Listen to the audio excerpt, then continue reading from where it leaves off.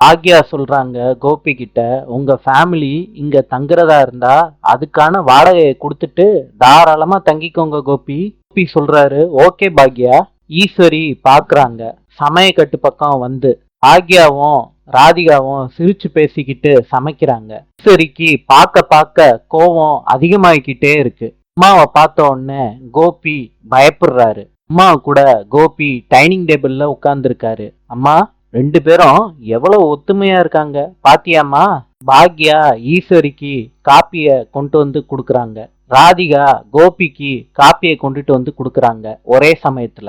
ஈஸ்வரி கேக்குறாங்க, பாக்யா, ராதிகாவை எதுக்கு சமயக்கட்டுக்குள்ள விட்ட? வாடகை வாங்கிட்டு தான் விட்டேன். ஈஸ்வரி சொல்றாங்க, பாக்யா, இப்ப உன் கூட பேசவே முடியல சொல்லிட்டு எந்திரிச்சு போறாங்க ஈஸ்வரி. கோபி பேந்த பேந்த முழிக்கிறாரு. திருப்பி ஈஸ்வரி உட்கார்ந்து கோபி கிட்ட சொல்றாங்க, எதை சொன்னாலும் பாக்யா என்ன எதிர்த்து எதிர்த்து பேசுறாடா. பாக்யாவுக்கு ஆணவம் வந்துருச்சு. உன்னோட அம்மாவை மதிக்கவே மாட்டேறாடா. என்னடா இப்படி தலைய குனிஞ்சிட்ட கோபி? நாளை சந்திப்போம்.